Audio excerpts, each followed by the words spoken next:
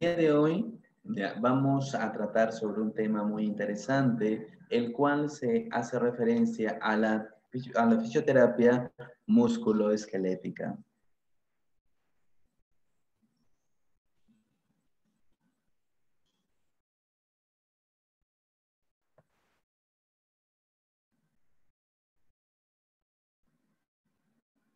Ahí está.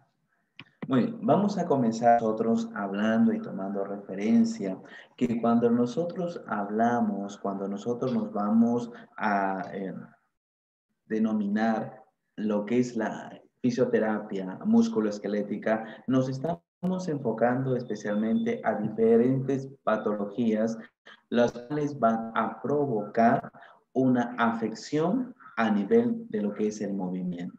Pero para eso nosotros tenemos que enfocarnos sobre qué es el movimiento, sobre cómo se realiza el movimiento normal, de cómo son los parámetros para poder enfocar un ejercicio para que el paciente pueda realizar el movimiento lo más normal posible. Vamos a tener en considerar algo. Primero, vivir en gravedad. La función óptima requiere de transferencias de carga efectiva. Es decir, yo voy a realizar un ejercicio con un paciente o cuando yo voy a evaluar a un paciente, yo tengo que considerar cuáles son los puntos de apoyo, cuáles son las cargas, cuáles son las transferencias de cargas que está realizando ese paciente. Por eso me dice, la función óptima requiere transferencias de carga efectiva. Para esa transferencia requerimos dos ítems. ¿Cuáles? La estabilidad y la movilidad. La estabilidad y la movilidad van a desencadenar algo muy importante. ¿Cuál es? La funcionalidad. Recordemos que cuando nosotros vamos a realizar una actividad física ante un paciente, vemos cuáles son las cargas que está realizando este paciente. Por ejemplo, si tenemos a un paciente con una secuela de ACV, con una hemiplegia, vemos que las descargas de peso están hacia el lado más sano y que no está compartiendo el peso hacia el lado afectado. Igual sucede con un paciente que tiene artrosis o gonartrosis, que siempre la descarga de peso va a estar en aquella rodilla que está sana, que está indemne y no en la otra rodilla. Nosotros tenemos que enfocarnos y ver cuáles son las cargas de peso anómalas que está realizando este paciente. Por eso que decimos que la función óptima requiere de transferencias de carga efectiva. Y para eso nosotros nos enfocamos en la estabilidad y la movilidad. Son dos ítems que nosotros tenemos que potenciar en el paciente. Toda articulación debe ser estable. Y por lo tanto, si esta articulación es totalmente estable, va a desencadenar un movimiento lo más normal posible y con una economía muy definida. ¿Por qué? Porque si vemos que esta articulación está inestable, lamentablemente esa articulación para buscar sus compensaciones va a tener que utilizar mucha musculatura accesoria y por lo tanto va a aumentar la desgaste energética de esa articulación, influyendo a las demás articulaciones. Por eso, para vivir en gravedad, la función óptima requiere tanto de cargas efectivas. ¿Y qué tenemos que tener en cuenta? La estabilidad y la movilidad. Si en un cuerpo está ok, si está al 100%, la estabilidad y la movilidad, vamos a tener una correcta funcionalidad. Vamos a mirar esta figurita donde hay unas piedritas una sobre otra. El artista, vamos a suponer acá, que ha colocado una piedra debajo de la otra, pero cada una de estas piedras tiene una función determinada para la siguiente. Por ejemplo, en la parte inferior nosotros vemos que hay una piedra pequeña. ¿Qué pasaría si no hubiese esa piedra pequeña? Quizá ya comenzaría a moverse esta piedra grande y el movimiento involuntario de esta piedra grande va a influenciar en el movimiento y la funcionabilidad de las otras piedras consecutivas. ¿A qué me hago referencia? Si una articulación de nuestro cuerpo está inestable, automáticamente su movilidad va a ser incorrecta o va a ser compensatoria. Por eso que nosotros vamos a ver a muchos de nuestros pacientes que una articulación está inestable, hace que esa articulación sea hipermóvil o sea hipomóvil y por lo tanto la movilidad será exagerada a tal punto que puede lesionar al paciente, o si es hipomóvil, esa movilidad será tan limitada que va a provocar compensaciones, retracciones a nivel musculoesquelético. Pero vamos a entender qué es la funcionabilidad. Si nosotros decimos qué es la funcionabilidad, es la capacidad de reproducir patrones de movimientos corporales. Nunca nos olvidemos de esto, ¿eh? Que la funcionabilidad, sabemos que la funcionabilidad es la capacidad que nosotros tenemos, es la capacidad de reproducir patrones de movimientos corporales, pero respetando que la estabilidad, el movimiento, el control motor, el timing muscular y todo eso asociado al estado emocional. Vamos a explicar cada uno de ellos. Sabemos que la funcionabilidad es la capacidad que tiene el cuerpo para poder reproducir, para originar, para desencadenar un patrón de movimiento corporal. Pero tenemos que considerar que cuando nosotros hablamos de un patrón de movimiento, no es un solo movimiento, es un conjunto de movimientos. Por ejemplo, si yo quiero llevar mi mano o mi brazo hacia la cabeza, voy a hacer una rotación externa. Pero en esa confluencia, rotación externa, se van a involucrar otros movimientos, como por ejemplo la flexión, la reducción, la extensión, la rotación. Entonces, estamos viendo que en una sola actividad se van a reproducir un conjunto de movimientos. Por eso se dice patrones de movimientos corporales. Pero para que este patrón de movimiento corporal sea lo más normal posible, esas articulaciones deben de presentar estabilidad. Mire, recuerda, estabilidad debe ser estable, no debe ser hipermóvil, no debe ser hipomóvil. Por ejemplo, usted me dirá, pero un ejemplo de un paciente hipermóvil, aquellos pacientes que son hiperlaxos, por lo tanto que vemos que comienza el paciente a distender, a deformarse, por ejemplo tenemos el genu recurvatum, donde las rodillitas se van para atrás. Entonces, ¿qué hace esto? Hace que el paciente se vaya a una anteversión pélvica y por lo tanto, ¿qué hace? Que aumente la curvatura lumbar y por lo tanto, como consecuencia, hay una cifosis dorsal. Recordemos que todos estos patrones de movimiento, si son alterados, alteran el esquema de todo el cuerpo. Todos estos movimientos corporales deben ser respetados mediante una estabilidad, mediante el movimiento que debe desencadenar lo más normal posible. El control motor. Es necesario que nosotros cuando estamos rehabilitando a un paciente debemos de enfatizar en el control motor. ¿A qué me hago referencia? Que el paciente sea consciente de sus movimientos. Muchas veces el paciente va a realizar un movimiento constantemente. A ver, para que me puedas ver. Acá está. Hola, muy bien. ¿Qué es lo que pasa? Cuando nosotros enseñamos un ejercicio a un paciente, debemos de considerar algo muy importante, el control motor, que consiste en que el paciente sea consciente del movimiento que está realizando. ¿Cómo es eso? Muchas veces hemos visto y decimos, señor, ¿sabe qué? Vamos a llevar estos bracitos hacia arriba y el paciente comienza a realizar esto. 1, 2, 3, y tú le dices, ¿cuántos has hecho? Y el paciente, no sé, no los conté. Entonces, ¿qué es lo que pasa? No está tomando conciencia del movimiento. Lo más importante que para que el paciente evolucione correctamente, debe de concientizar cómo está el hombro, cómo está el codo, cómo está la muñeca, cómo están sus dedos, cada una de sus articulaciones.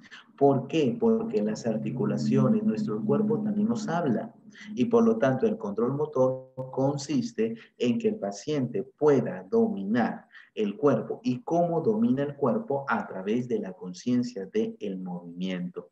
que el paciente reflexione qué movimiento está realizando. Si el paciente realiza el movimiento y él conoce su cuerpo, sabe en qué momento está activando, está desactivando o está compensando.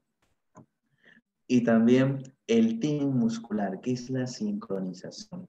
¿A qué me hago referencia? Al conjunto de movimientos, a la asociación de movimientos que va a realizar y también a la replicación, como también a la conjunción de actividad muscular, la cual va a ser en cadena muscular.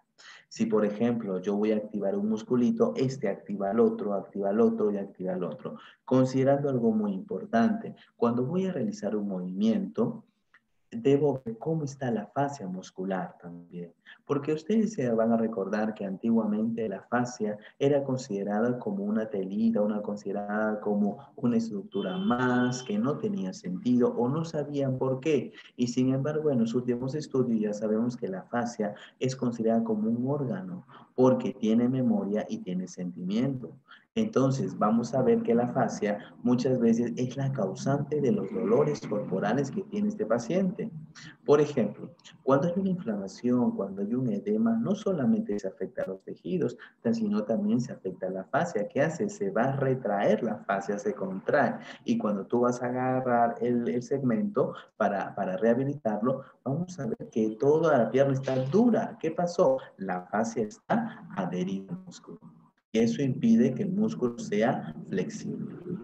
Y además de la funcionabilidad, que es la capacidad de reproducir patrones de movimientos corporales, vamos a enfocarnos también en la asociación del estado emocional. Entonces, consideremos eso algo muy importante, que si nosotros vemos que un paciente tiene estabilidad, desencadena bien un movimiento, tiene control motor, tiene sincronización, entonces su estado emocional va a ser óptimo. De lo contrario, si el paciente nosotros vemos que la articulación es inestable, el movimiento es alterado, es limitado, no tiene control motor, no tiene conciencia de movimiento o no tiene un timing muscular, no tiene una asociación en cadena, en eslabón de un músculo con respecto al otro, el estado emocional va a estar totalmente caído. Estos son los parámetros que nosotros tenemos que considerar cuando estamos rehabilitando a un paciente, ya sea en angias, ya sea en reuma, ya sea en neuro, donde nosotros tenemos que alcanzar a través de todos los receptores articulares, de la conjunción de los músculos agonistas, antagonistas, sinergistas, fijadores, para que esta articulación sea estable y desencadene un movimiento. Recuérdate, si una articulación esté inestable, ¿va a desencadenar un movimiento? Claro que sí, pero como pueda, compensando totalmente. Hay dos teorías en ese aspecto de la compensación de movimientos. Usted me preguntará cuál es. Antiguamente también se hablaba, ¿no? Si yo tengo a mi paciente que está compensando y por lo tanto yo el tratamiento me voy a enfocar a descompensar al paciente para que el paciente pueda retomar o pueda realizar un movimiento lo más normal posible. Pero recordemos algo, quizá esa compensación que el paciente está realizando le ayuda a realizar una actividad. Y si yo lo descompenso al paciente, supongamos, entonces le voy a limitar, le voy a quitar, le voy a castrar el movimiento que ya ganó con esa compensación. Si yo veo que hay una compensación que está realizando el paciente y no le agrava la condición o le ayuda a facilitar una funcionalidad o varias funcionalidades, bueno, le dejo con su compensación, porque peor sería de que el paciente está compensando, yo le quiero corregir y en esa corrección le quito muchas funcionalidades al paciente. ¿Entendido? Entonces, ahora vemos que la funcionalidad también va a tomar en consideración y tener como también una base fundamental todos los ganglios basales a nivel de la corteza, a nivel cognitivo, automático, a nivel de la médula espinal, cerebelo, a nivel emocional y a nivel límbico. Recordemos que también la funcionalidad Todo acto de la funcionalidad va a ser complementado y desencadenado y comandado por las áreas cerebrales. Por ejemplo, nosotros tenemos el área 4, que es el área motora primaria, área 6, área motora secundaria, área 312 es área sensitiva primaria, 5 y 7 sensitiva secundaria. El área 8 es el área oculocefalogira. El área 46 y 47, tenemos área de Broca, área de Wernicke. Entonces, vemos que el cerebro tiene diferentes áreas y que eso también puede ser complicado cuando hay una mala interpretación del movimiento. Por ejemplo, si hay una afectación en el área 4, sabemos que allí está el homúnculo de Penfield y ahí tenemos todo nuestro esquema corporal. La teoría, vamos a entender una teoría, ¿ya? Que se llama la teoría integral de la función. No. Esta teoría integral de la función no es tan actual, lo hizo Leigh Bleming en el año de 1998, donde para que haya una función debe encontrarse 4 factores, que esos factores son muy importantes: cierre de forma, cierre de fuerza, control motor y factor emocional. Cuando nosotros hablamos de la cierre de forma, en inglés foreclose, ¿quién le da la cierre de forma a esta función? Los huesos, las articulaciones, ligamentos. Entonces, vemos que en la teoría integral de la función que nos habló Leigh Bleming en el año de 1998, sostiene que para que haya una función debe haber un cierre de forma. Debe haber un aspecto que va a dar estabilidad a una articulación. ¿Y cuáles son? Los huesos, las articulaciones y los ligamentos. Y la pregunta que ustedes me podrían hacer es, ¿cómo es que el hueso, la articulación o el ligamento le dan también una estabilidad a una articulación? Sabemos que los huesos, juntamente con los músculos, van a formar palancas de movimiento. Y las articulaciones, con respecto a todos los ligamentos, estos van a darle la estabilidad tanto de acuerdo a la función que tiene esa articulación, tanto la flex-extensión o algunas también las rotaciones. Tenemos al cierre de fuerza. ¿Quién le da la cierre de fuerza? ¿Quién le da la fuerza para que haya una función? Los músculos y también la fascia. Vamos a ver que antes del año 1998 solamente decían que el cierre de fuerza era el músculo y nada más, y se cerraban completamente. Pero nosotros sabemos que no, que es el músculo y también las fascias. El control motor. Sabemos que el control motor, como ya estamos viendo, que es la asociación, es el reclutamiento muscular durante diversas actividades, durante los reflejos o las reacciones y la organización. Pero este control motor, recuérdate que debe ser comandado ¿por quién? Por el sistema nervioso central. Y también tenemos el factor emocional, el cual va a vigilar los cambios a nivel del sistema nervioso central. Entonces, en conclusión, la teoría integral de la función de Leigh Bleming en el año de 1998 se va a centrar en el cierre de forma, en el cierre de fuerza, en el control motor y en los reflejos. Entonces, vamos a ver esta información que es muy importante. ¿Por qué? Porque acá no solamente estamos englobando a los huesos, articulaciones, ligamentos, sino a los músculos de la fascia, a todo el reclutamiento muscular y el factor emocional.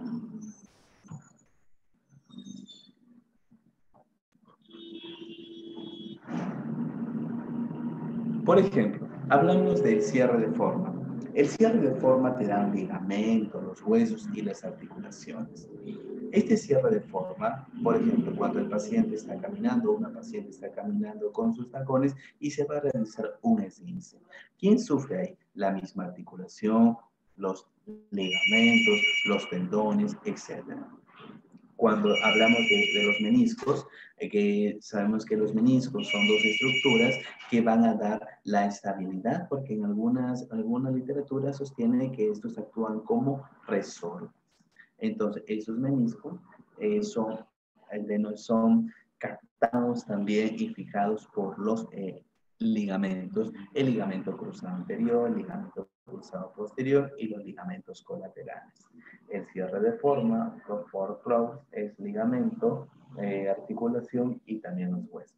Nunca nos olvidemos que el hueso con el músculo van a formar una palanca de movimiento. Como nosotros ya hemos estudiado anteriormente, es interapoyante, interresistente e interpotente. Entonces, estas tres palancas de movimiento tenemos que saberlas y diferenciar en qué momento estas palancas de movimiento son aquellas que se activan para desencadenar una actividad.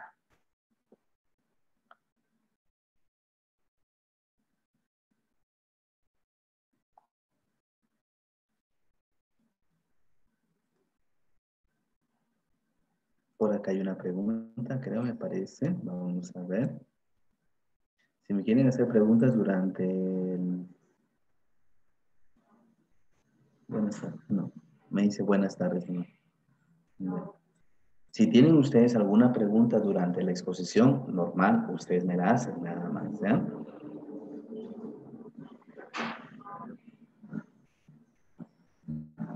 Cierre de fuerza, ahí tenemos el músculo y también las fascias, porque recuérdate que los músculos de la fascia nos van a dar la estabilidad, el movimiento y también la palanca de movimiento con respecto al músculo, con el hueso y las fascias. Mira cómo es la fascia. La fascia es una telita que antiguamente, pues como te digo, no le veíamos una función determinada, pero actualmente a través de los adelantos de la tecnología hemos visto que la fascia sí tiene una función importante. Tiene la función tanto de memoria, de sentimiento, de recordatorio. Muchas veces esta se retrae y va a impedir la flexibilidad que tenga la articulación con respecto al músculo.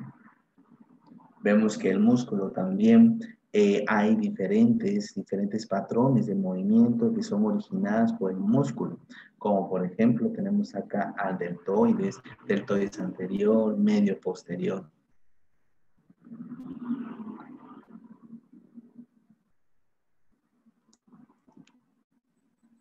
Es importante también nosotros para el tratamiento que nosotros seamos capaces y poder entender origen, inserción, inervación y acción de toda la musculatura. Por ejemplo, si nosotros vemos lo que es el deltoides, si ustedes dicen, ah, mira, el deltoides como a veces nos han enseñado y nos han querido enseñar, el deltoides viene de aquí, de la clavícula, del acromio, en la parte posterior, y luego se va a ingresar acá abajito. Entonces, así no es, ¿me entienden? La cuestión es que si nos preguntan a nosotros, por ejemplo, cuál es el origen de lo que es el deltoides, vamos a decir que tiene tres orígenes. El tercio externo, borde anterior de la clavícula, borde externo del acromio y lado inferior de la espina del omóplato y que va directamente hasta la B deltoidea. Está inervado por el circunflejo y va a reducir el brazo y accesoriamente lo lleva hacia adelante y hacia atrás. Así, nosotros tenemos que saber origen, inserción y inervación de acción de cada una de aquellas musculaturas. Si ustedes me preguntan, pero, ¿y si no lo sé? Entonces, ¿qué tratamiento vamos a hacer? Porque yo voy a tratar a nivel de la terapia manual dónde se origina, dónde termina. ¿Entendido?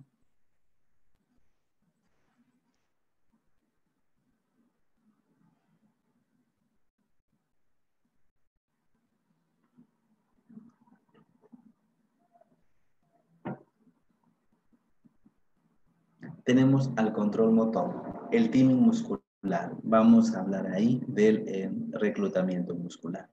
Vamos a ver que en el año de 2004, Richardson y J. Hayes, ellos hicieron una clasificación de la musculatura según la función. Pero esta clasificación es el sistema local y según el sistema global. Sostiene que el sistema local, es decir, que todas las fibras tipo 1, van a controlar las superficies articulares, la postura, los músculos finos y la musculatura anticipatoria. Entonces, recuerda, va a estar como un sistema local, donde este sistema local ya va a influenciar mucho en las superficies articulares, en la postura, en los movimientos finos, en la musculatura anticipatoria. En cambio, el sistema global son aquellos que van a generar un movimiento. responsables también de la transferencia de peso. Entonces, el sistema global son los encargados de enfocar el movimiento, pero ¿a qué movimiento? Que hay desgasto de energía. En cambio, el sistema local son movimientos finos. El sistema global son movimientos más gruesos o como se llaman movimientos groseros. ¿Entendido? Entonces, esta es la diferenciación que nosotros tenemos que hacer en el sistema local y sistema global. En el sistema global están las fibras tipo 2A y 2B, o mejor dicho, las fibras tipo 2.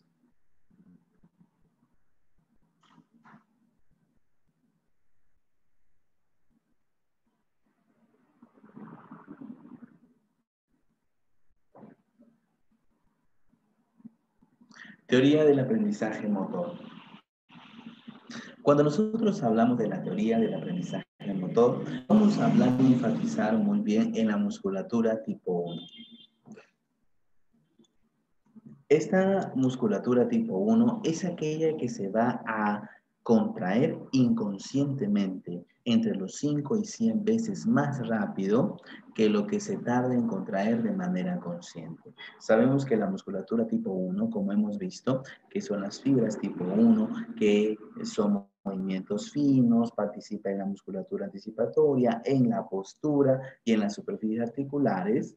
Recordamos entonces que la musculatura tipo 1 es aquella que se va a contraer en forma involuntaria.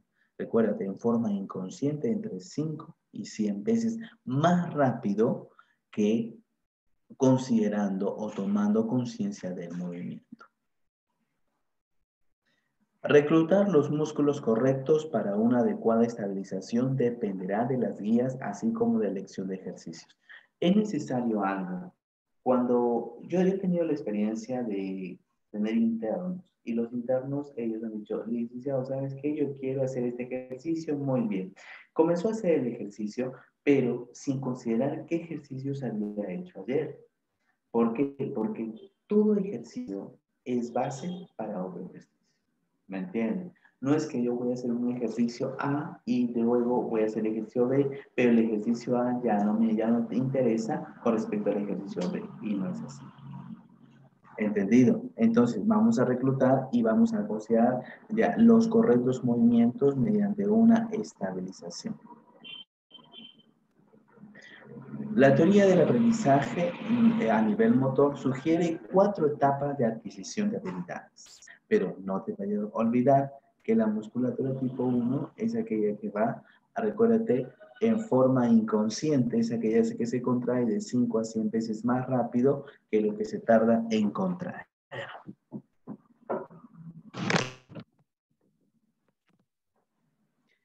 Por ello sabemos entonces que la teoría del aprendizaje motor sigue 4 etapas de adquisición de habilidades. En la primera etapa, ya, donde el paciente no va a tomar conciencia del uso de la musculatura estabilizadora. Primero, sabemos que el paciente no va a tener conciencia de que está usando aquella musculatura estabilizadora. Ok. El siguiente paso es que el paciente ya toma conciencia de que no está usando la musculatura estabilizadora. Luego, el paciente comienza a concientizar que debe utilizar la musculatura anticipatoria. Y en el último paso, que ya el paciente, como entendió la importancia, va a integrar la musculatura estabilizadora a las actividades funcionales. Entonces, no nos vamos a olvidar. Primero, donde el paciente no es consciente de la activación de la musculatura anticipatoria, no es consciente. Luego, el paciente toma conciencia de que no está utilizando la musculatura anticipatoria. Luego, la conciencia, el paciente toma conciencia del uso de los músculos estabilizadores. Y lo último es que el paciente toma conciencia de una integración de la musculatura estabilizadora en todas las actividades funcionales.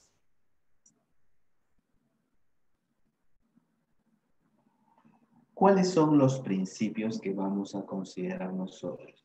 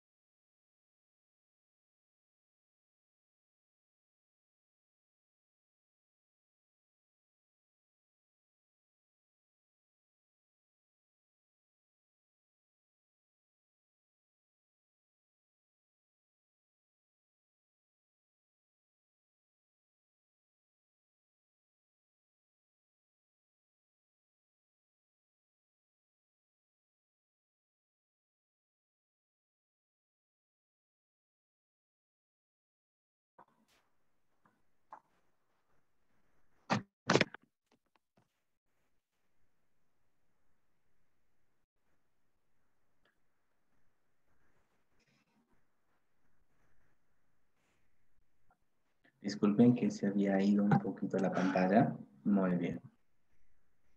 Ahora, ¿cuáles son los principios que nosotros tenemos que considerar? Hay una colección de principios biomecánicos que nos van a servir, ya hay un conjunto de conocimientos de principios biomecánicos que nos sirven como herramientas de valoración y tratamiento. Nunca te olvides de esto, ¿ya?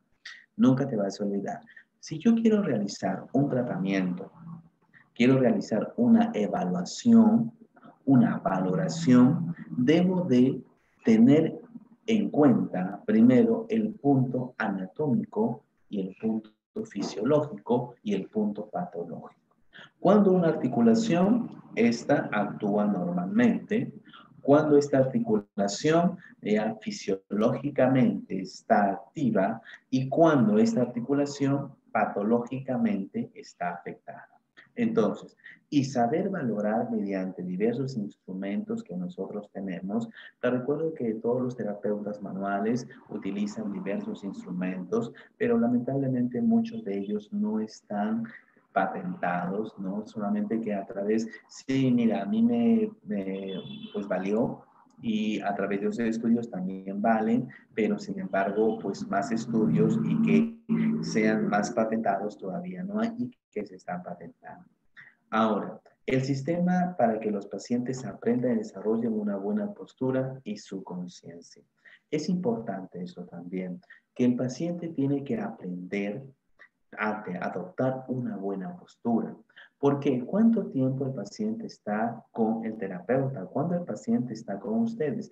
30 minutos, 45 minutos y siendo bondadosos una hora. Muy bien. Y luego ya no está con ustedes. Entonces, ¿qué va? Y el paciente llega, yo ya he hecho ejercicio, ¿cuánto? Cuando yo vine acá con usted y después hice en la tarde 5 minutos, nada más. Entonces, ¿cuándo te vas a recuperar? Por eso que yo le digo siempre, si yo practico, pues matemáticas, solamente 5 minutos al día, ya, voy a aprender algo, me dicen, no, igual, tu cuerpo es como las matemáticas, tienes que estar constantemente para poder entrenarlo. Por lo tanto, debemos de enfatizar en esos principios lo siguiente, la respiración.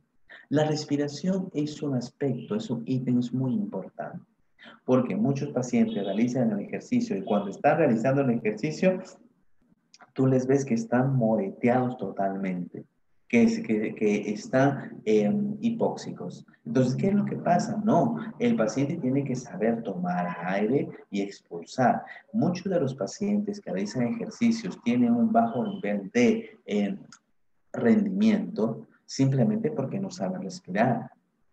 Y ahora nosotros tenemos que valorar cómo es esa respiración. ¿Es puramente torácica? ¿Es diafragmática? ¿Es mixta? ¿Es tóraco-abdominal? ¿Tóraco-diafragmática? Lo más normal o relativamente normal posible es que sea, tóraco-abdominal. ¿Me entienden? Es decir, que el paciente pueda tomar aire por la nariz y expulsarla por la boca. ¿Para qué? Para que ayude también a un recambio, a un intercambio gaseoso y le dé energía a nivel metabólico, especialmente mitocondrial. Ahora, otro de los aspectos que nosotros tenemos que ver es la posición de la región lumbopélvica. Si el paciente tiene una inestabilidad pélvica, si el paciente tiene una debilidad a nivel de la musculatura pélvica, aunque tú le hagas el ejercicio que hagas para miembros superiores, para abdominales, no va a aumentar la fuerza.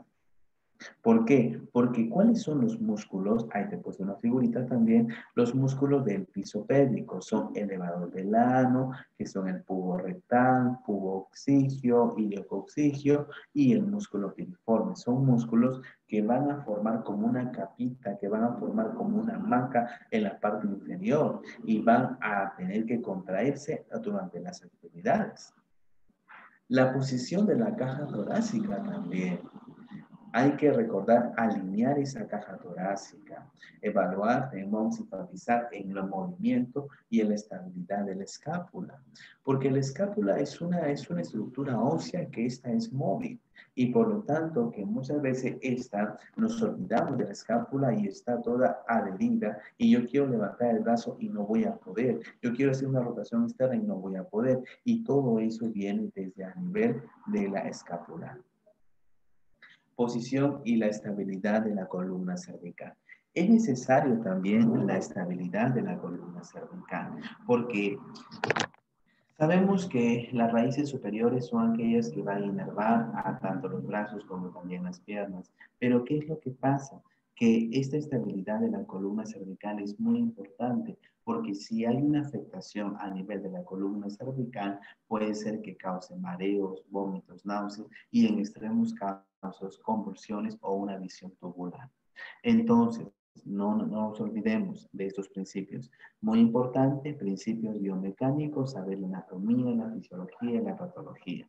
El sistema también para que el paciente pueda aprender y a desarrollar conscientemente una postura, ya una postura determinada, pero una postura lo más normal posible. No voy a decir lo más efectivo 100% porque siempre vamos a tener alguna claudicación, por lo tanto decimos lo más normal posible. Ahora, debemos enfatizar, nunca te olvides, en la respiración, en la posición de la región también lumbopélvica, en la posición que tiene la caja torácica y qué tipo de caja torácica hay. Porque muchas veces nosotros queremos evaluar al paciente a nivel lumbar, cervical, dorsal, a nivel de las piernas, nivel superior, inferior, y no lo entendemos por qué no tiene fuerza. Vamos a trabajarle a nivel ya abdominal a nivel de la caja torácica también. Movilidad y estabilidad de la escápula, porque esto muchas veces también se desalinea y provoca algunas afecciones como la disquinesia. Y la posición y estabilidad de la columna cervical.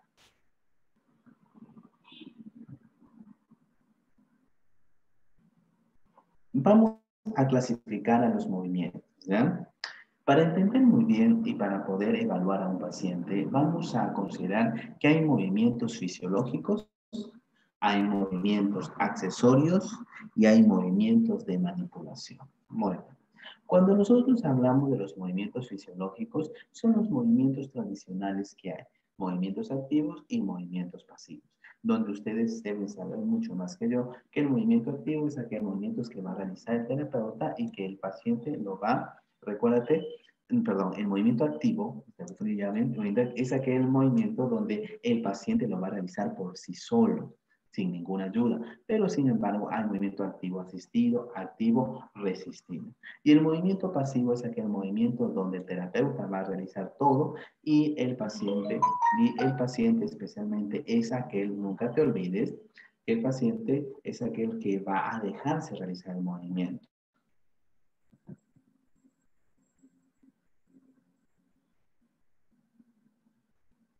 ¿Han entendido hasta ahí? Entonces son movimientos activos y movimientos pasivos. Muy bien.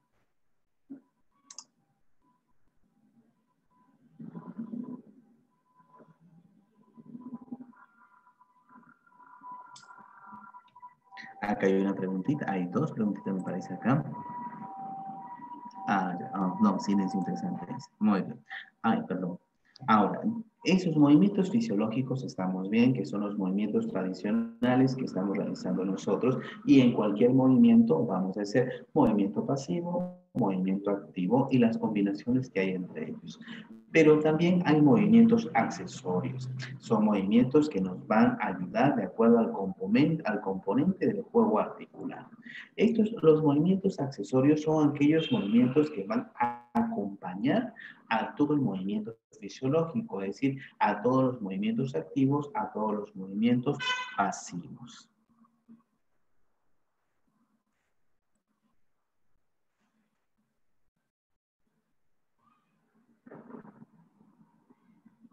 Movilidad.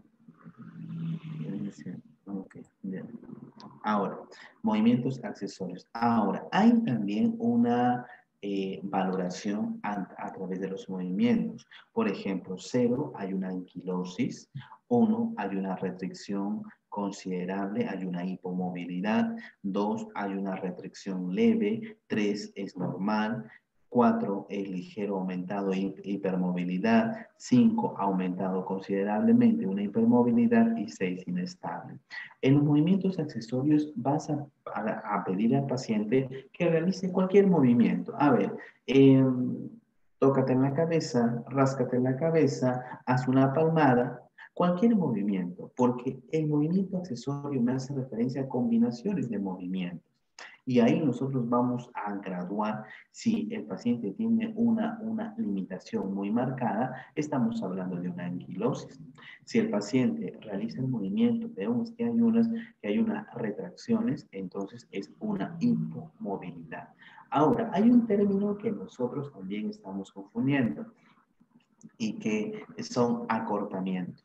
Recuérdate que solo paciente que tiene una afección neurológica tiene acortamientos, pero siempre escucho a mis alumnos, siempre a algunos licenciados, a algunos colegas también, que ellos comienzan a decir, este paciente tiene acortamiento. Y yo veo que este paciente está caminando normal, está saltando, está jugando, y yo digo que tiene acortamiento. ¿Cómo es que tiene acortamiento? Entonces, recuérdate, está acortado. No, tiene una retracción que es muy diferente que un acortamiento. Paciente que tiene una lesión neurológica, estamos hablando que este paciente tiene un acortamiento. ¿Por qué? Porque ya el sistema sináptico y conexión a nivel mioneural está afectado. Sin embargo, en un paciente que es, por ejemplo, si tengo un paciente ELA, muy bien, sí, tiene acortamiento. O un paciente Guillain-Barré, sí, tiene acortamiento. Pero si yo tengo a un paciente que tiene una artrosis o un paciente que no hace ejercicio durante toda su vida, tiene una vida sedentaria y se le ha retraído un poco los isquiotibiales, no voy a decirle que tiene acortamiento. ¿Me entienden? Son dos términos que nosotros tenemos que valorar y que a través de la práctica clínica y la práctica médica nosotros vamos a diferenciar. Y también los movimientos de manipulación. Hay dos tipos de movimientos, sin impulso y con impulso. Cuando el sin impulso, yo voy a realizar el movimiento con oscilaciones en la articulación hasta donde me permite la articulación, nada más. Y con impulsos cuando ya hago movimientos de alta velocidad y baja amplitud. Pero estos movimientos de alta velocidad y baja amplitud, muchas veces cuando hay unas restricciones considerables. Ahora, una de las preguntas que me pueden hacer, profesor, ¿qué pasaría si un paciente tiene anquilosis? ¿Cuál sería el tratamiento? Muy bien. Ahora, antiguamente, hace como 2 a 4 años atrás, nos decían a nosotros, pacientes con anquilosis, una de las indicaciones que nosotros podemos dar para que el terapeuta físico lo pueda realizar es recordar ultrasonido. Ya tenemos de 1 MHz, ¿ya? O de 3 MHz, entonces con eso lo podemos hacer. Y en la literatura, por ejemplo, hay un libro que es de agentes físicos, que es de, me parece, Martínez Murillo, que es uno antiguito, y hay otros libros también actuales que hacen referencia a que el ultrasonido a un hertz un poco elevado va a tratarse la anquilosis. Pero vamos a recordar algo. Ya hay estudios que nos dicen que el ultrasonido no tiene efecto. Que el ultrasonido solamente es un placebo. Entonces, el ultrasonido no tiene efecto analgésico, antiinflamatorio, relajante muscular, no lo tiene. Entonces, y ustedes me dirán, ¿y cómo podemos ver eso? Hay diversos estudios. Por ejemplo, hay un estudio que se ha hecho, me parece que fue en España o Argentina, uno de los dos, en la que se hicieron a 25 a 30 pacientes, ya todos algias, ¿ya? Y parece que artrosis de hombro, artrosis de rodilla, artrosis de cadera y todo ello, donde le hacían el tratamiento mediante terapia manual. Ahora, a todos se les aplicó ultrasonido, a todos. Pero, ¿qué es lo curioso? que el ultrasonido estaba apagado. Siempre se le aplicó un ultrasonido apagado. Muy bien. Y se le decía al paciente, señora, la terapia manual es muy buena, pero el ultrasonido también le va a ayudar. Ah, sí, el ultrasonido. Y tanto el paciente que se mecanizó. Y hacíamos también que esos pacientes, ya, o que los terapeutas que le están realizando, hicieran que se olvidasen del ultrasonido. Y el paciente mismo decía, aplíqueme por favor el ultrasonido, porque a través del ultrasonido me siento bien. Y bueno, el terapeuta le ha aplicado ultrasonido, pero siempre apagado. Entonces, la cuestión es esta. Y los pacientes se mejoraron. ¿Fue un ultrasonido? No. ¿Por qué? Porque el ultrasonido estaba apagado, totalmente apagado. Entonces, vemos eso. ¿Ya?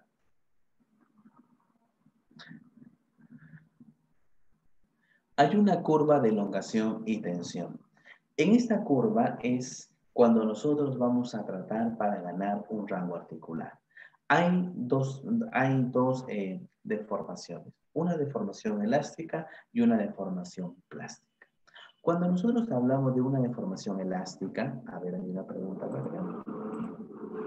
¿Qué diferencia en tratamiento con ultrasonido y el manual, profesor?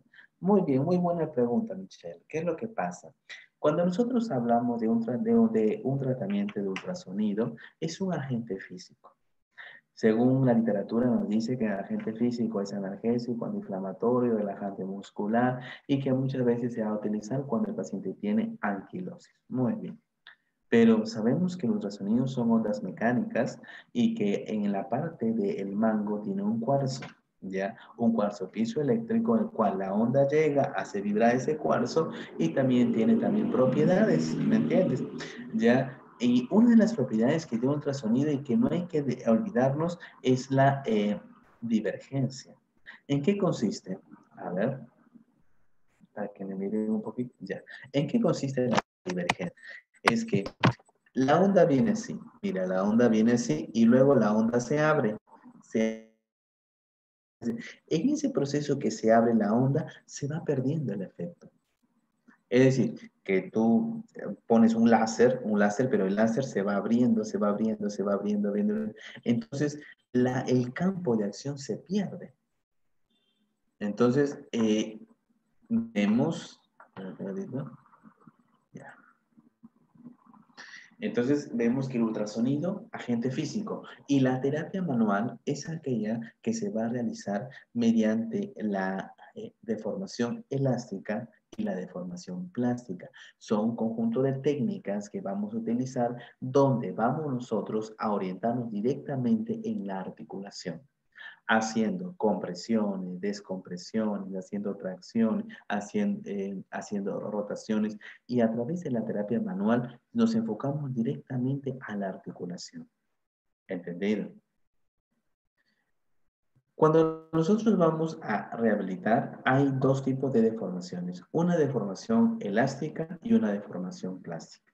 Si nosotros hablamos de una deformación elástica, recuérdate, es hasta donde el bracito o donde la articulación llega sin forzarla, nada más, ¿me entiendes? Deformación elástica. Y cuando hablamos de una deformación plástica, sé que tiene un tope, hago una tracción y sigo aumentando hasta ganar el rango articular. De ese espacio que hay de una deformación elástica a una deformación plástica, hay microfracturas, donde se dice que hay un punto de ruptura o una fracturación catastrófica, donde en esa parte de una deformación elástica a una deformación plástica hay una deformación permanente. Claro que afectamos un poquito la bursa, sí, afectamos un poquito la fascia, sí, afectamos un poquito la articulación, sí, porque estás traccionando aquella articulación. Y ese es un tipo de deformación que es ventajosa para aumentar el rango articular.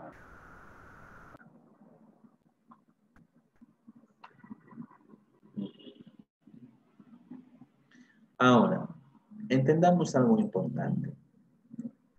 Si elongamos solo dentro de la zona elástica, ¿cuál es el efecto? Vamos a hacer un simple estiramiento, nada más. Por eso que nosotros debemos decir, ah, mira, vamos a estirar, yo te estiro nada más eso, ya te estoy estirando. Espera, ¿qué estás estirando? Si vas en la zona elástica, solo estás estirando. Pero si nosotros llevamos a la zona plástica, recordar, ya estamos haciendo una descompresión. Toda, toda descompresión es que estamos yendo hacia una deformación plástica que vamos a provocar unas microfracturas. ¿Entendido? Por lo tanto, como me dice acá, si nos enfrentamos a una cápsula realmente tensa, que no cede ante los esfuerzos iniciales de elongación, ¿qué podríamos hacer? Llegar o llevarlo hacia la zona plástica. ¿Me entienden? Estamos acá, sabemos que puede dar más, entonces, ¿qué hacemos? Pasamos de una zona elástica a una deformación plástica.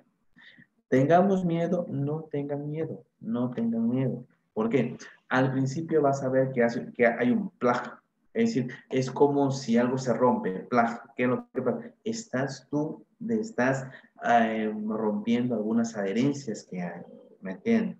Ahora, claro que en la tecnología fisioterapéutica se ha creado bastantes y gran cantidad de aparatos.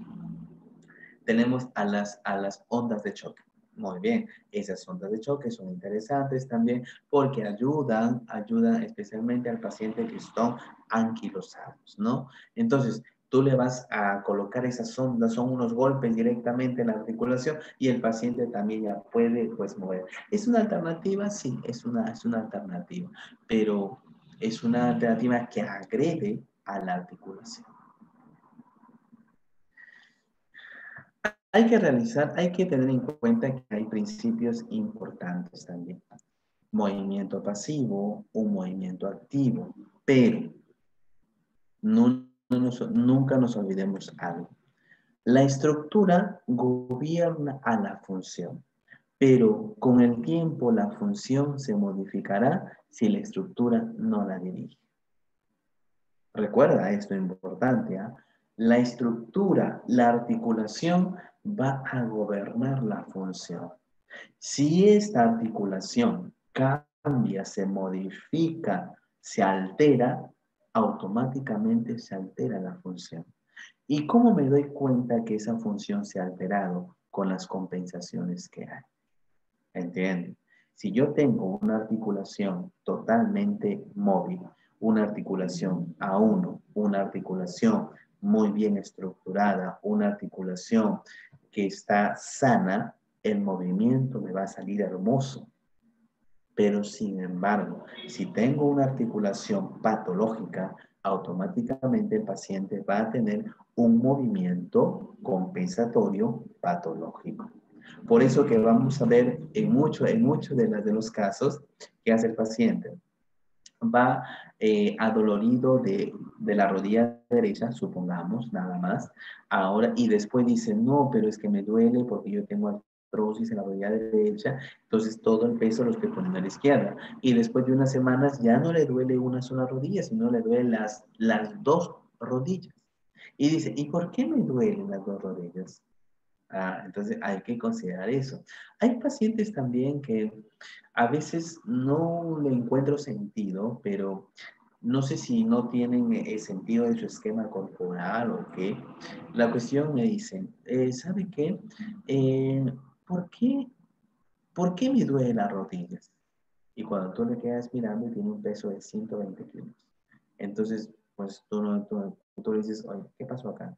No te das cuenta de que no sabes que estás con sobrepeso o qué. ¿Me entiendes? Entonces, a veces el paciente, y recuérdate algo, intenta desligarse de todas las causales. Quiere decir, de repente, si eres terapeuta, va a decir, algún movimiento que tú me has provocado, que tú has hecho, me ha provocado dolor. Y sí, muchas veces. Si tú, por ejemplo, vas a realizar un movimiento y la articulación ha estado en una postura y tú le cambias esa articulación, tú le desestructuras esa articulación, va a causar dolor. Y por eso es que muchas veces el paciente va a decir, yo vine sin dolor y mira, ahora yo tengo dolor. Está bien que tengas dolor. ¿Por qué? Porque la articulación ya ha sido modificada. ¿Me entiendes? Pero eso sí, consideremos lo que yo te decía. Si el paciente realiza el movimiento, pero y ese movimiento compensatorio le ayuda a realizar muchas funciones, ¿para qué le vas a modificar? ¿Para qué le vas a descompensar? Porque al momento que tú le descompensas, ¿qué pasa? Le vas a privar de muchas funcionalidades. ¿Entiendes? Si el paciente está con esa compensación hace 5 años atrás, mejor ya no tocarlo. ¿Para qué? Ya ayudarle que el movimiento lo haga lo normal posible, pero con esa compensación. Porque vas a poder movilizar, vas a poder cambiar una engramación de hace 4 o 5 años atrás. Ya no. Es como si tú quisieras, pues, borrar un chip humano y no se puede. Entonces, la cuestión es esta.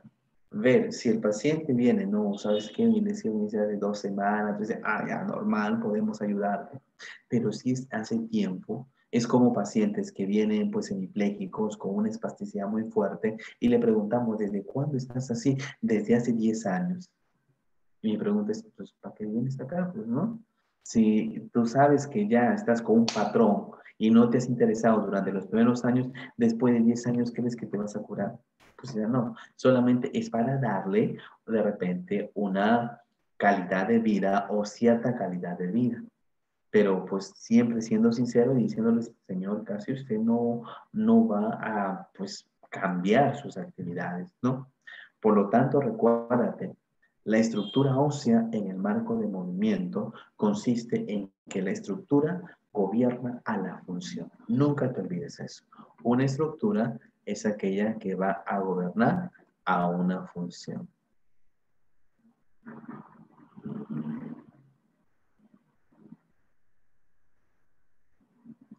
Por eso ya hemos visto también que había las reglas de concavidad y convexidad. ¿Por qué te digo había? Porque en los primeros años de universidad, hace como unos 4 o 5 años atrás, nosotros enseñábamos a todos los futuros terapistas físicos, a los tecnólogos médicos, la regla de cóncavo y convexo. Pero hace un año y medio, que ya esta teoría o esta regla ha sido desestimada.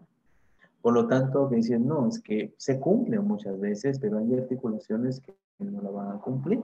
Al momento que tú haces desde una zona elástica, plástica, muchas veces te vas a dar cuenta que no lo va a cumplir.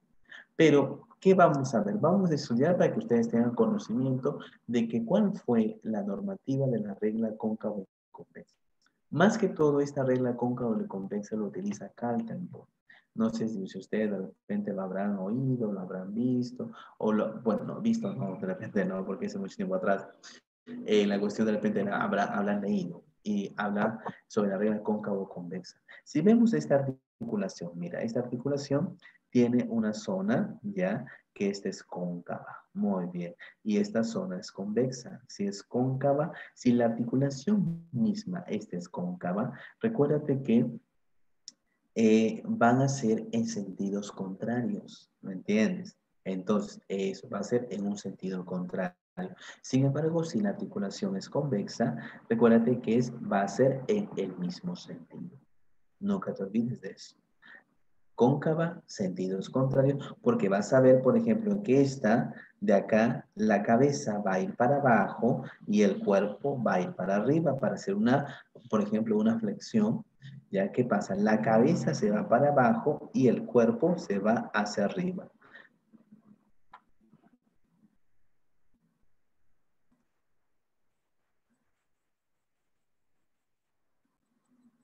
¿Ya? ¿De repente ves ahí? Muy bien. Supongamos que esta es la articulación. Ahí está, ¿ya? Es decir, la cabeza se va a ir, mira, esta es la cabeza y este es el cuerpo, ¿ya? La cabeza va a ir hacia abajo y el cuerpo se va a ir hacia arriba. Mira, ¿ya? Como el movimiento contrario que hace la cabeza hacia abajo y el cuerpo se va hacia arriba. Muy bien. En cambio, en el otro es muy diferente. Este es esto. Mira, todo se va hacia arriba. Todo está abajo y todo se va hacia arriba cuando esta es convexa. ¿Entendido? Esta es la regla cóncavo-convexa, nada más. No hay otra cosa que decir aquí en la regla cóncavo-convexa. Que se cumple muy bien. Como dice acá, primero fue definida por McConnell y luego fue definida por Cartenberg. ¿Entendido? La regla cóncavo-convexa.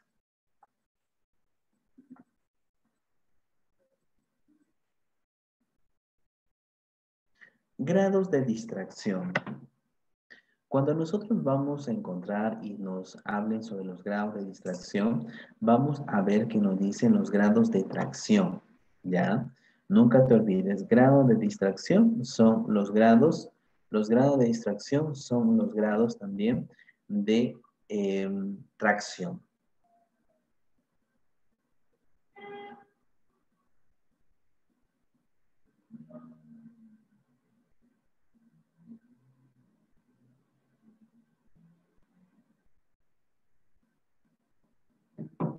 Muy bien. Cuando decimos distracción significa tracción. Ok, en terapia manual es eso. Leve descompresión, 1, 2, se retira el slack y 3, una elongación cápsulo-ligamentosa. Son los 3 pasos. Primero, 1, una leve descompresión. A ver, para que me veas mejor también. A ver, 1, una leve descompresión. Haces una tracción. Eso. Estás descomprimiendo, estás traccionando. Mueve. Allí hay un tope. En ese tope que tú sientes, se retira el slack. Es decir, que suena clac. ¿Entendido? Muy bien. Traccionas, estás traccionando, muy bien. Sientes que estás traccionando. Luego, número 2, se retira el slack porque dice clac. Eso. Y luego, al momento, sigues traccionando a eso y ahí tú sientes una elongación cápsulo-ligamentosa. Al momento que ya está la tracción, tú puedes ganar el rango a nivel de una flexión, de una extensión o de una abducción de lo que tú deseas ganar.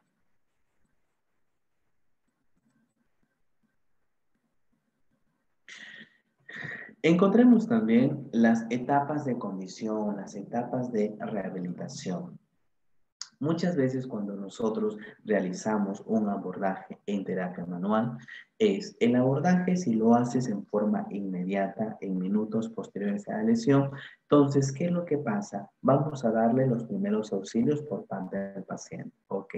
En la etapa aguda, ya, que es de 24 a 48 horas, la condición del paciente, independientemente de la patología, va a empeorar. El objetivo de nosotros es disminuir ese empeoramiento. Muy bien. La etapa aguda, 48 horas. La etapa subaguda estamos hablando hasta los 10 días, donde el paciente va a comenzar a mejorar. El paciente está estable aproximadamente de 10 días a 6 semanas. Estamos ganando la estabilización y por lo tanto nosotros abordamos mediante unas técnicas correctivas, pero de acuerdo a tolerancia.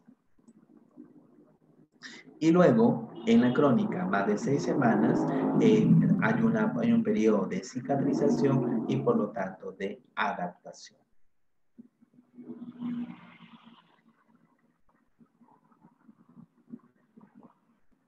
Vamos a entender los efectos de la movilidad articular.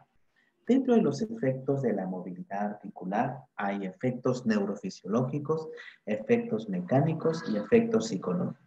Cuando nosotros hablamos de los efectos neurofisiológicos, ahí está la activación de todos los mecanorreceptores y propioceptores. Recuérdate que los mecanorreceptores son todos los receptores que nos van a permitir captar un movimiento y una postura de la articulación.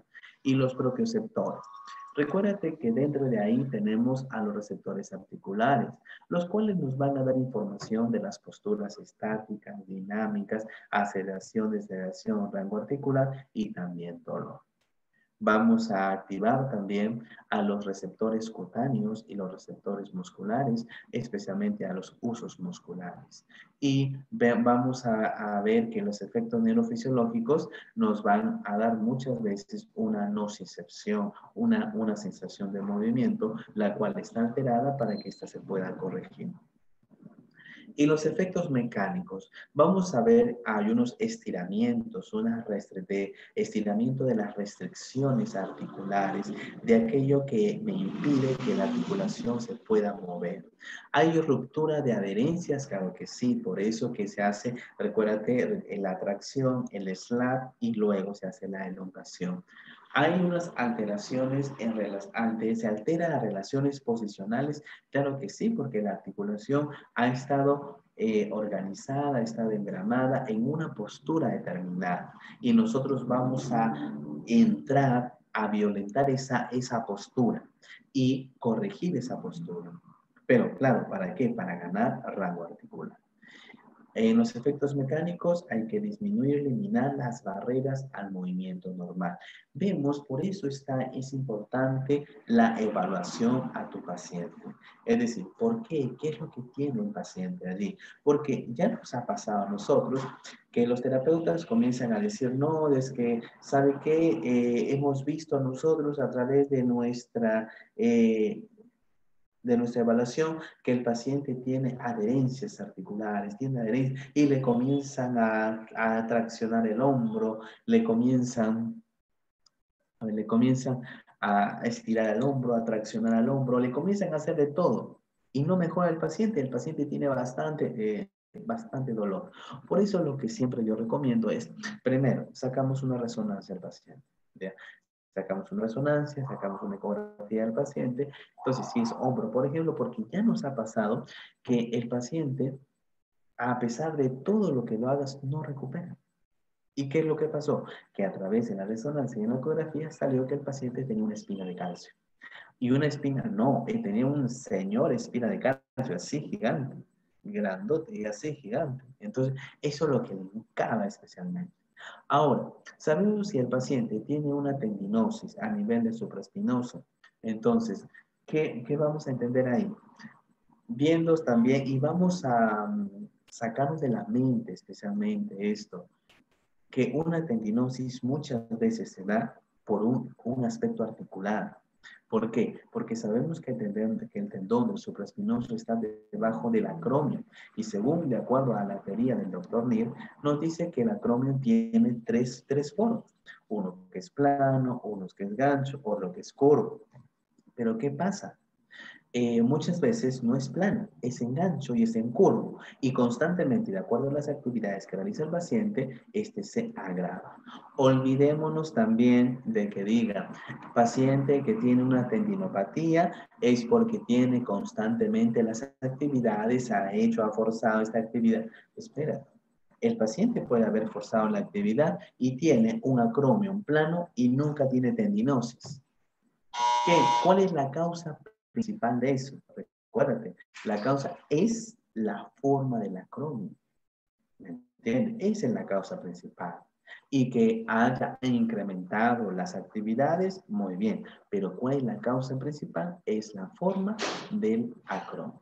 ¿Entendido? Muy bien. Y los efectos psicológicos.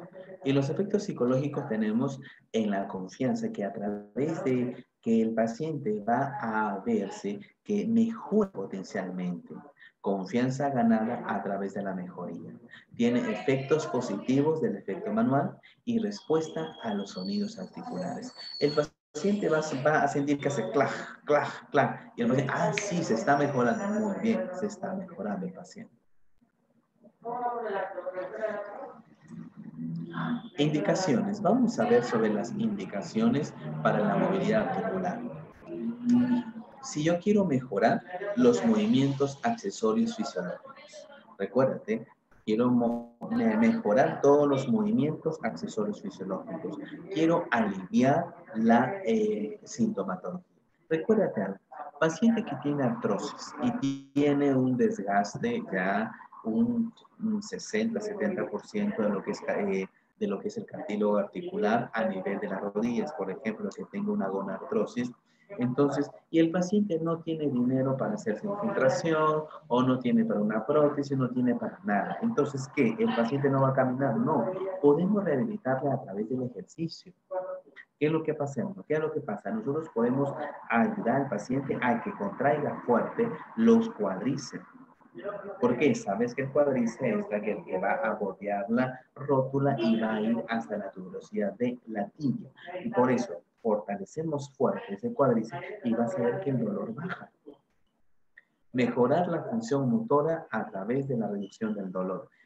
¿Confiemos en los agentes físicos? Sí, podemos confiar en los agentes físicos, pero no abandonarnos, porque recuérdate, nosotros ya orientamos a los agentes físicos como ayudantes de mi tratamiento, como cooperadores de mi tratamiento, mas no son mi tratamiento. Aumentar, reducir la protección muscular, la respuesta que tenga este músculo, aumentar o mantener la movilidad, mejorar ya la confianza del paciente, y todo esto me sirve para la preparación de otras intervenciones. Recuérdate que todo ejercicio, toda actividad que tú hagas es pensando en lo que vas a hacer posteriormente. Recuérdate que nosotros tenemos que hacer un plan de tratamiento. Y este plan de tratamiento siempre será orientado a que lo que voy a hacer, cuál es mi objetivo general, mi objetivo específico, y en esos objetivos específicos ahí delimito cómo voy a plantear con cada uno de ellos para llegar a mi objetivo general. Recuérdate, no puede haber un ejercicio aislado del otro. Si yo, por ejemplo, hoy día hago que el paciente vaya a potenciar deltoides, fibras medias, es porque yo al día siguiente voy a utilizar esa potenciación de deltoides, fibras medias, para que el paciente pueda hacer la flexión y la extensión de hombro. ¿Me entiendes? No puede ser que yo hoy día le potencio fuerte el deltoides, fibras anteriores y posterior, para que mañana yo voy a trabajar cadera. O sea, lo que he trabajado por gusto, ¿me entiendes? Entonces, la cuestión es todo movimiento, todo ejercicio es base para el siguiente ejercicio. Entendamos ahora las indicaciones y las precauciones. Las contraindicaciones, ¿cuándo no voy a hacer una movilidad articular? Cuando yo tengo sospecha de que hay una hipermovilidad o inestabilidad. Mucho cuidado con los pacientes que son hiperlaxos o aquellos pacientes que tienen una inestabilidad articular. ¿Por qué? Porque podemos lesionar a muchos pacientes. Ya se había visto casos de pacientes hiperlaxos, pacientes que tienen una inestabilidad ligamentosa, inestabilidad muscular, inestabilidad ósea, y que le comienzo a realizar tracciones, le comienzo a realizar movilizaciones. Espera, si yo sospecho que este paciente tiene una hipermovilidad muy aumentada o tiene una inestabilidad marcada, porque muchas veces una inestabilidad a nivel de la cadera y yo le hago un mal movimiento hasta que puedo fracturar el labro. Presencia de inflamación articular o derrame articular. En esos casos no se puede realizar, recuerda que es una terapia normal. Presencia de sensación de terminal dura, es decir, que tú realizas el estiramiento y cuando te das cuenta que el estiramiento termina duro, entonces recuérdate, hay algo más ahí, hay algo más. Vemos lo que hay una radiculopatía aguda, es decir, que hay una lesión, hay una inflamación también nerviosa.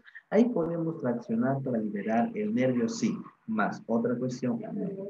Cuando hay fracturas, mucho cuidado con esto.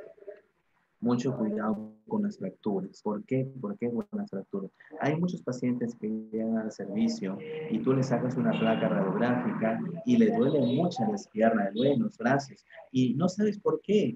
Porque dices, pero la placa radiográfica salió bien. ¿Qué pasó con este paciente? Y ves que el paciente se va mejorando y llega a una etapa estacionaria y luego desciende de nuevo con los mismos dolores o antes. Supongamos fractura por estrés. Muchas veces las fracturas por estrés no son bien delimitadas en una placa radiográfica, sino se delimitadas en resonancia. ¿Entendido? Mejor, intentamos, si el paciente ve que está yendo estacionario y va cayendo y luego vuelve a esa zona estacionaria, mejor una resonancia. o coagulación sanguínea. También tenemos, por ejemplo, las precauciones. Reemplazo articular, tenemos la osteoporosis, también tenemos ahí la osteomalacia. Nunca te olvides, nunca te vayas a olvidar de estas precauciones, ¿ok?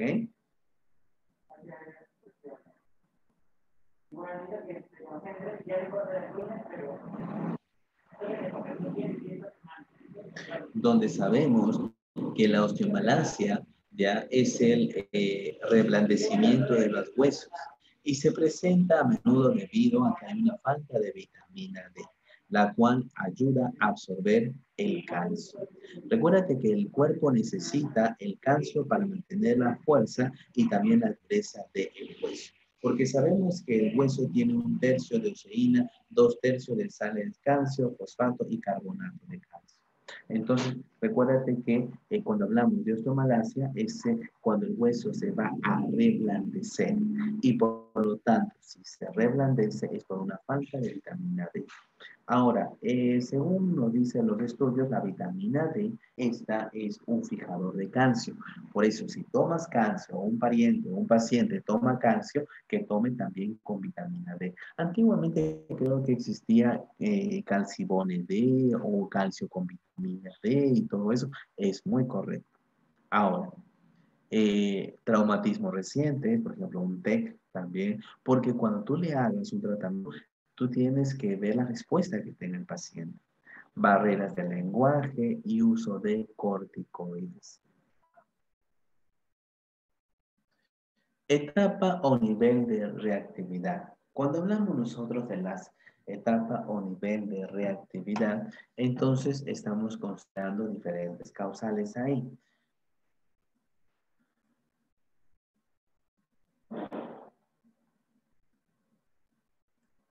Ejemplo, tenemos la alta reactividad tisular, es decir, dolor antes de la restricción.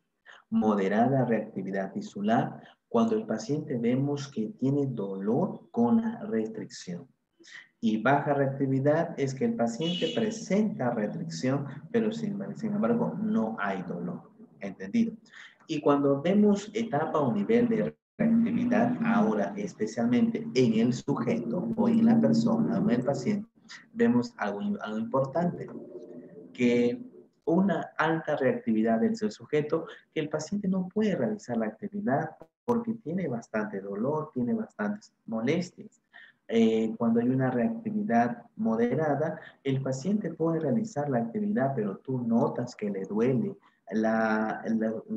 Los gestos faciales se nota que le duelen. Baja reactividad del sujeto es cuando las actividades funcionales no tienen molestia, no tiene nada, pero sabes que hay una reactividad, pero que el dolor apenas lo siente. Ojo con esto, ¿ya? Muchas veces nosotros podemos ver que los umbrales del dolor son muy diferentes. Yo tengo a mi paciente, por ejemplo, paciente A, supongamos, y que él tiene una fractura de húmero, ¿ya? Y sabemos que el hueso no duele, pero el periósteo, por causa del periósteo y todos los tejidos que son periarticulares o también periféricos a aquella fractura pueden causar dolor. Pero sin embargo, ¿qué pasa? Que al paciente no le duele nada. Y le pregunto, ¿te duele? No, no me duele. Otro paciente que tiene la misma fractura, ¿ya? A ese mismo nivel y se mata de dolor, se grita y no podemos comparar. Pero ¿cómo al Señor no le duele y en cambio a ti te duele? ¿Qué pasó a ti? Porque son dos personas distintas, ¿me entiendes? Ahora, como hemos visto en las sesiones anteriores, el dolor también tiene una gran parte, un arraigo emocional, un arraigo de experiencias anteriores. Si yo, por ejemplo, he tenido experiencias de una reactividad dolorosa en mi pasado, lo voy a relacionar especialmente. Pero sin embargo, si no lo he tenido muy bajas, también la reactividad va a ser baja. ¿Me entiendes? Por ejemplo, si yo es la primera vez que me fracturo, de repente no puedo relacionarlo con otra, automáticamente me va a doler poco. Pero sin embargo, si yo antes he tenido un cólico renal y he tenido de repente una infección urinaria o de repente he tenido una fractura y que me ha dolido fuerte, fuerte, y ahora tengo otra fractura, claro que te va a doler más fuerte todavía, porque ahí va a estar el aspecto emocional, va a estar intrincado especialmente en lo que tú estás viviendo. Ahora,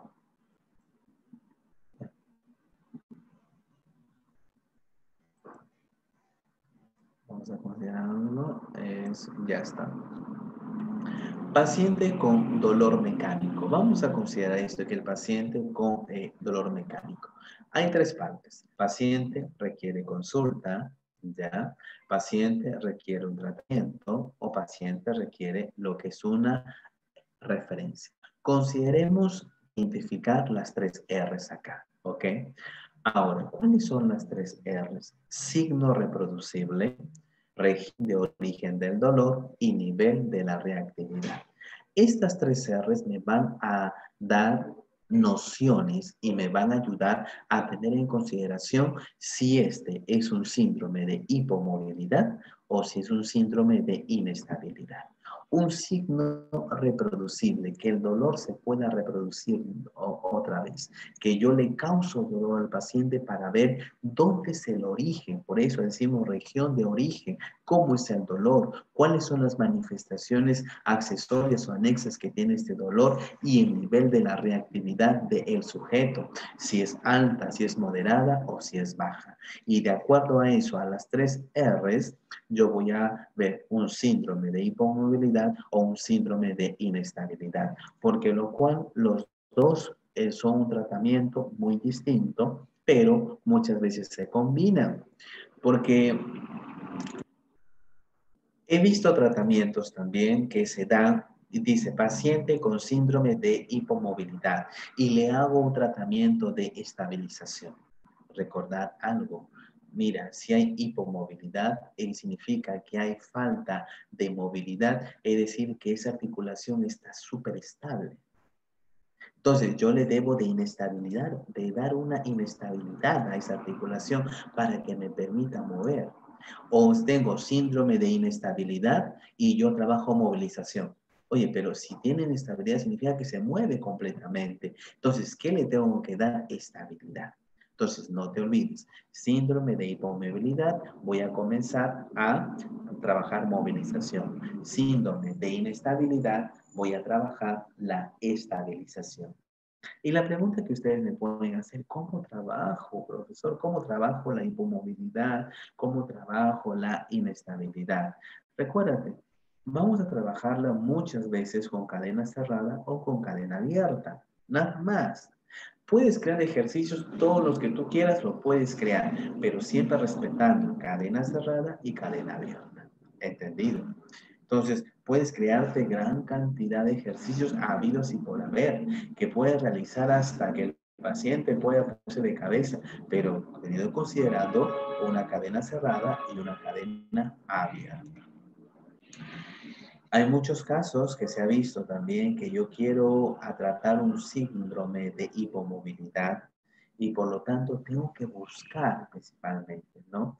Entonces, hay unas consideraciones que sostienen. Si yo tengo a mi paciente y considero que yo quiero tratar al paciente, recuérdate, busquemos el origen principal. Porque muchas veces nosotros vamos a ver por acá, por allá, a buscar cuál es el origen de todo, ¿me entienden? Pero consideremos el origen principal ya de cada una de las causales que tenemos. Ahora, ¿cuál es la mejor evidencia? Se ha visto durante diferentes ensayos clínicos, editoriales, opinión de expertos, serie de casos, reporte de casos, casos y controles, de cohortes, aleatorios, un metaanálisis. Se ha visto pues niveles de evidencia, una fortaleza de recomendaciones, se ha visto de todo, ¿me entiendes? Actualmente, como yo digo, en el mercado tecnológico, en el mercado fisioterapéutico, hay de todo. Como tú también debes saber, en el mercado fisioterapéutico hay hasta Tenemos a Hanspro, tenemos a diferentes maquinarias que han salido y que siguen saliendo y que van a seguir saliendo. Pero yo digo, pues, ¿cuál es el objetivo principal? Claro, vas a darte cuenta que podemos considerar como un conocimiento general cada uno de estos, de una metaanálisis aleatorio, de cohorte, de casos y controles, serie de casos, editoriales, opinión de expertos, porque esto es importante saberlo, sí, como cultura general, porque hay un curso que lleva a la universidad que se llama epidemiología. Muy bien. Donde se estudia cada uno de ellos, de los casos, serie de casos, reporte de casos y todo eso, que nos va a ayudar a nosotros a tener un conocimiento general. Sí, nos va a ayudar, excelente, nos va a ayudar. Pero te vas a dar cuenta de algo, que llegando a la práctica clínica, muchas veces no coincide. Como por ejemplo, paciente con una hernia discal, ¿ya? Paciente, no protusión, paciente con hernia discal. Y luego te vas a dar cuenta que dice en los ejercicios, dice, vamos a hacerle ejercicios de flexión de cadera, Williams y bla, bla, bla. Muy bien. Y te vas a dar cuenta que, pues, Mackenzie dice lo contrario. Entonces, y vas a la práctica clínica y comienzas a realizar el ejercicio ya de flexión y el paciente se va a mejorar y a la segunda, tercera sesión el paciente viene con bastante dolor. ¿Qué pasó allí? Ah, pero yo leí un caso de un estudio de casos y controles que me decía que Williams es muy importante, es bien. Recuérdate, son casos limitados también. Por eso, lo que yo siempre digo, ¿dónde vamos a buscar información? ¿Dónde buscamos información? Miren, nosotros nos hemos acostumbrado a buscar información en Google Estudios, de repente en diferentes, en Cielo, que está bien, pero vamos a dejar de buscar información en donde no debemos buscar. ¿Dónde vamos a buscar información fidedigna y veraz? En Scopus, en Embase, en PubMed, Lilacs, CINAHL, World of Science. Entonces, en World Wide Web, entonces, en estas puedo yo comenzar a buscar información. ¿Me entiendes? En revistas médicas. ¿Cuántas revistas médicas tenemos nosotros? Mira, gran cantidad de revistas médicas de ortopedia, de neurociencia, del dolor, de fisioterapia. Igualmente, mira, tenemos tantas revistas médicas que nosotros podemos de agenciarnos. Tantas revistas médicas. Ahora, investiguemos algo muy importante. ¿Cuáles son los modelos de toma de decisiones para un tratamiento terapéutico? Muy bien. Hay tres modelos. Un modelo hipotético, un modelo heurístico y un modelo mixto.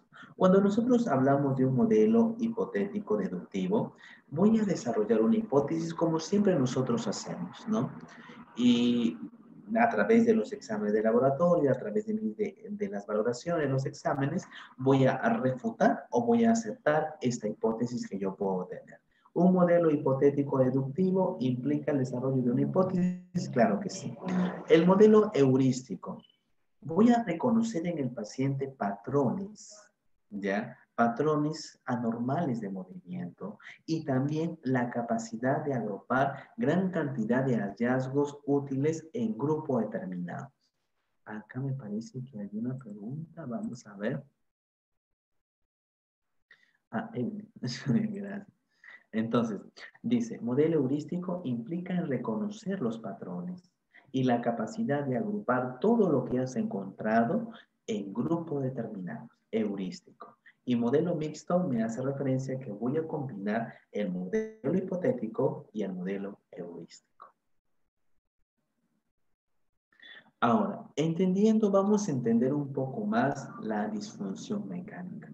Cuando nosotros hablamos de disfunción mecánica, recuerda, es alteración mecánica, alteración de una articulación, alteración de especialmente de todos los componentes de una articulación, músculos, ligamentos, tendones, fascia, etcétera. Hasta la bursa vamos a llamar. Pero entienden algo muy importante, que cuando se hablamos de una disfunción mecánica, vamos a englobar a la postura que puede adoptar un paciente, a esta postura adaptativa, compensatoria, forzosamente y que va a alterar el desarrollo o el esquema corporal de un paciente.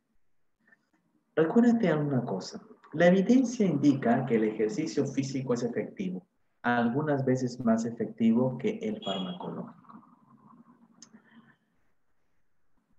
La evidencia nos está dando que el tratamiento médico es puramente farmacológico. Y claro, ayuda, pero ayuda desde el punto de vista nervioso, del punto de vista tanto de las conexiones sinápticas, nada más. Pero ¿qué es lo que pasa? Si yo quiero realizar que el paciente le baje el dolor y automáticamente el paciente se recupere, ya hay evidencia de que el ejercicio físico ayuda completamente.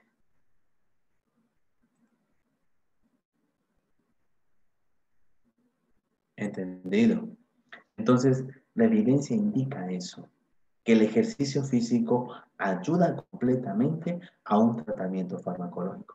Ahora, no vamos a decir esto, el tratamiento farmacológico es una cosa, debe estar aislado y el tratamiento físico en otro lado. No, no, no, no. Todo el tratamiento del paciente es multidisciplinario. Por lo tanto, el tratamiento fisioterapéutico, el tratamiento médico, el tratamiento farmacológico, el tratamiento de enfermería, etcétera, debe ser complementario.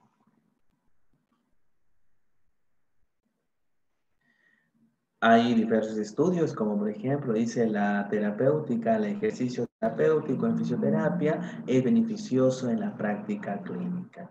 Eh, son estudios que se ha hecho del 2002 al 2005 y que nos hacen referencia a que muchas veces el paciente a través del ejercicio se recupera a nivel cardiorrespiratorio, a nivel pulmonar, a nivel articular, a nivel musculoesquelético. Porque si tú ayudas al paciente, como hemos hablado en los primeros PPTs, a poder respirar, ayudas al paciente a que se potencie el músculo esqueléticamente. Vemos también que el ejercicio terapéutico era más probablemente que fuera eficaz si era relativamente intenso y había indicios de que los programas de ejercicio específico individualizados podrían ser más beneficiosos para los programas estandarizados. En pocas palabras, ¿qué podemos decir? Cada paciente es único, cada paciente tiene su epigenética. Entonces, podemos considerar también que los ejercicios estandarizados, es decir, ejercicios que hay para todos los pacientes, son buenos, pero mejores son los ejercicios individualizados. ¿Por qué? Si yo tengo a 3 pacientes, paciente A, B, y los 3 tienen lumbalgia, supongamos, no le voy a hacer William a los 3, porque yo sé que las necesidades musculares, musculoesqueléticas, articulares, son muy distintas en los 3. De repente al paciente A le hago solamente contracción de abdominales inferiores. Al paciente B, de repente le hago elongaciones. Y al paciente C, de repente le hago desrotaciones. Entonces, ¿qué es lo que pasa?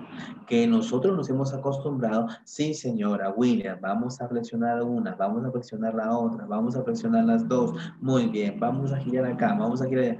Está bien como una preparación, está bien como un calentamiento, pero recuerda, hay ejercicios individualizados. Si yo voy a la terapia, es porque tú tienes que ver mi necesidad musculoesquelética, que es muy diferente a la necesidad musculoesquelética de otra persona. ¿Entendido? Eso tengo que considerarlo bastante.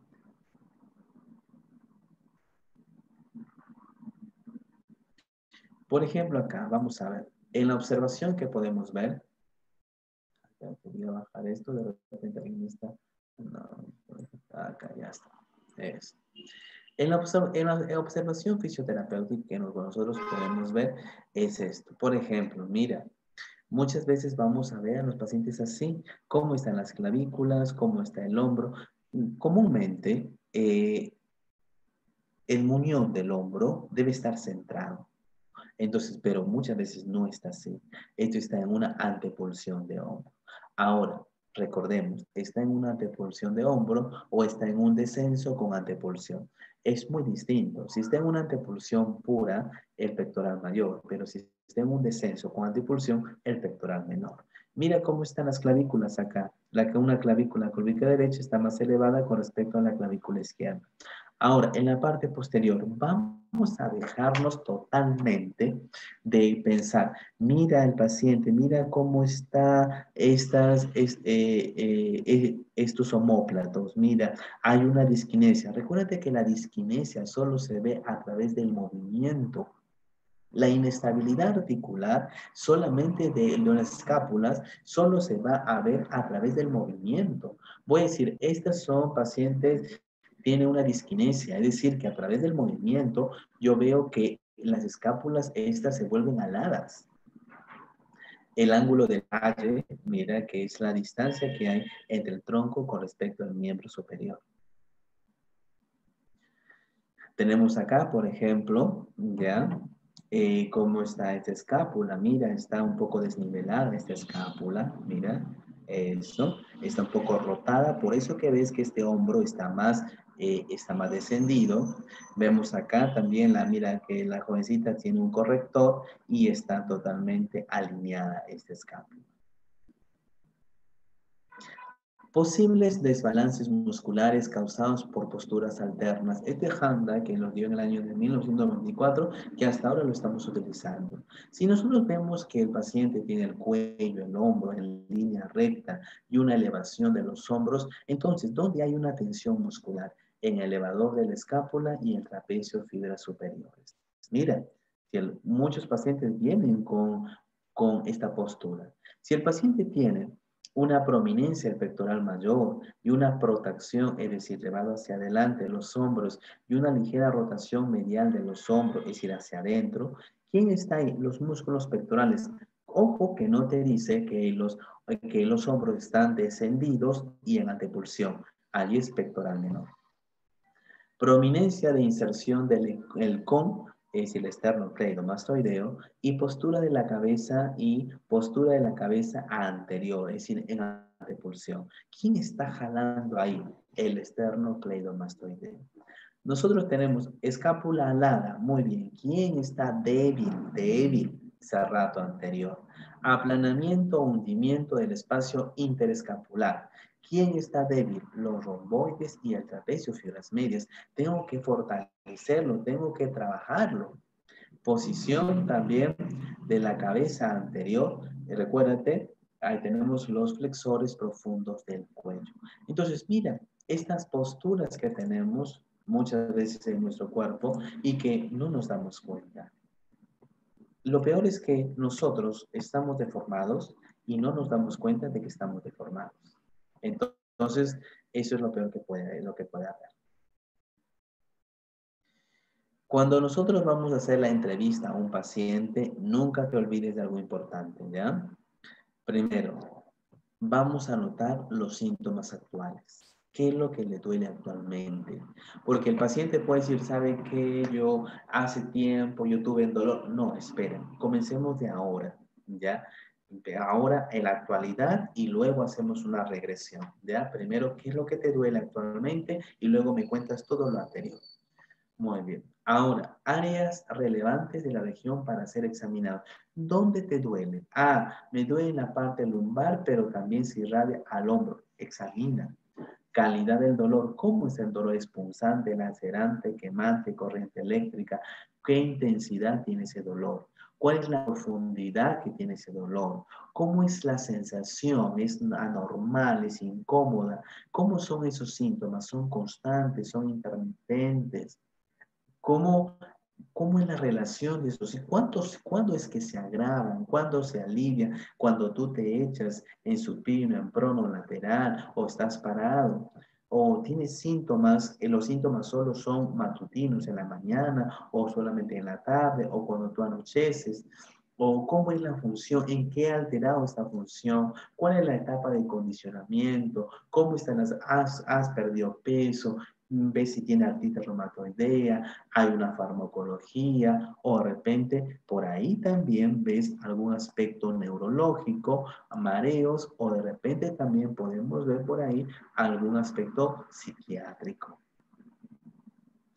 Una de las preguntas que nosotros podemos y que yo constantemente hago es, señora o señor, ¿usted tiene dificultad para dormir?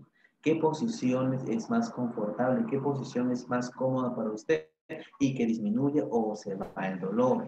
¿Cuál es su posición para dormir regularmente? Sus síntomas ya la despiertan a la noche, pues decir, sí, ¿qué síntomas? ¿Cuántas veces a la semana? ¿Cuántas veces a la noche? ¿Cuánto tarda para retomar el sueño? ¿Cuántos y cuáles tipos de almohadas está usando? ¿La espuma es firme o suave? Todo eso tenemos que juzgar en el paciente.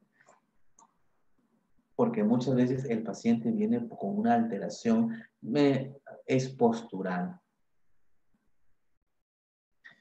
Y en el proceso de examinación, muy bien, recuérdate que la historia clínica y la entrevista que vamos a hacer al paciente tiene un aspecto subjetivo, nada más. ¿Por qué? Porque es la apreciación que tiene el paciente sobre su cuerpo. Es algo subjetivo, porque puede ser que el paciente esté exagerando un poquito o de repente esté minimizando también.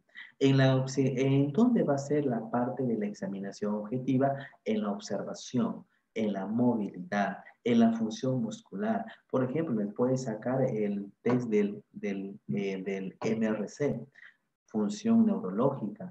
Otras pruebas auxiliares, en la observación activa, pasiva, resistida, cómo está la fuerza, cómo está el tono muscular, cómo está la longitud, cómo están todas las pruebas habidas y por haber. Muchas gracias. Espero que hayan ustedes entendido sobre la anatomía y también sobre la fisioterapia musculoesquelética y el abordaje de los tratamientos. Si tuviesen alguna pregunta, ustedes me la hacen en este momento, por favor.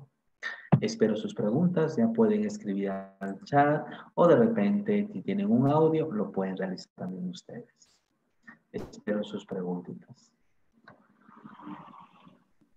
Buenas tardes, licenciado. Sí, es muy buena exposición. Hola, dime.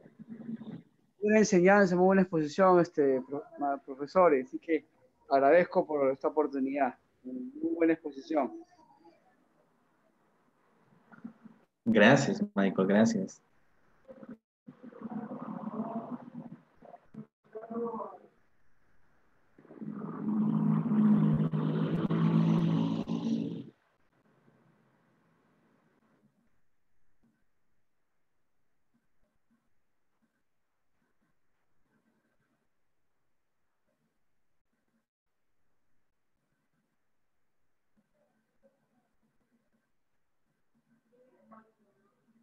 Si tuviesen, por ejemplo, alguna preguntita normal, háganmelo. Háganmelo saber.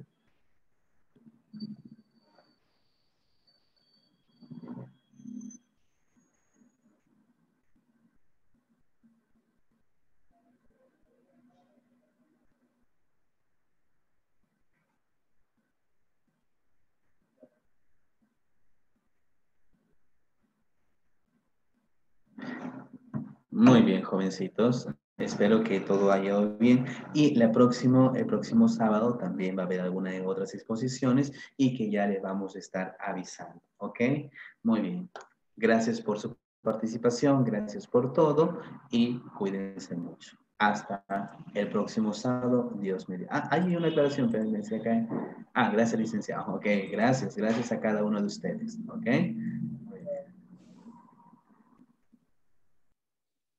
Bendiciones, gracias.